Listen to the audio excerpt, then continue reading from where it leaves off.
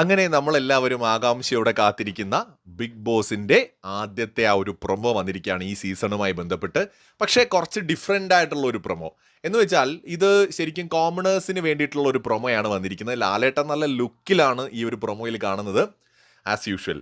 So ഈ ഒരു പ്രൊമോയിൽ എനിക്ക് തോന്നിയത് എന്താണെന്ന് വെച്ചാൽ ഈ കോമണേഴ്സ് ഈ സീസണിൽ കൂടുതലായിട്ടുണ്ടാവും. സോ കഴിഞ്ഞ സീസണിൽ നിന്ന് വ്യത്യസ്തമായിട്ട് ഒരു ഷോയിലൂടെ കോമണേഴ്സിനെ തിരഞ്ഞെടുക്കും എന്നാണ് ലാലേട്ടൻ ആ ഒരു പ്രൊമോയിൽ പറഞ്ഞിരിക്കുന്നത്. സാധാരണക്കാരായിട്ടുള്ള ആളുകൾ കൂടുതൽ ഈ സീസണിൽ ഉണ്ടാവുമെന്നും പറയുന്നുണ്ട്.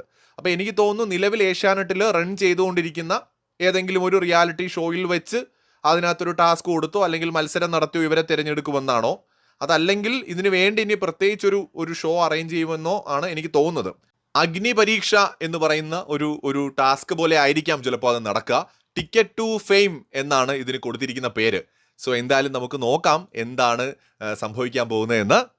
കൂടുതൽ സാധ്യത ചിലപ്പോൾ ഇപ്പോൾ നിലവിലുള്ള ഏതെങ്കിലും ഒരു ഷോയുടെ ഫിനാലെ സമയത്തോ ആ ഷോയുടെ അകത്ത് തന്നെ ഇതിനു വേണ്ടി ഒരു പ്രത്യേക സംവിധാനം കൊണ്ടുവന്നൊക്കെ ആയിരിക്കാം ചിലപ്പോൾ പ്ലാൻ ചെയ്യുന്നത്.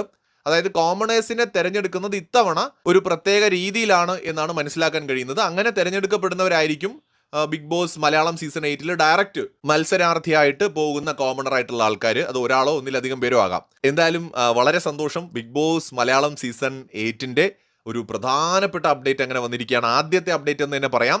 അതും ഒരു പ്രൊമോ ആയിട്ട് തന്നെ വന്നിരിക്കുന്നു. ഇതിനർത്ഥം ഷോ വളരെ വൈകാതെ തന്നെ ആരംഭിക്കും എന്ന് തന്നെയാണ്. നമുക്ക് നോക്കാം. ഇനി ഇതിൻ്റെ കൂടുതൽ അപ്ഡേറ്റുകൾ വരുമെന്ന് തന്നെയാണ് പ്രതീക്ഷിക്കുന്നത്.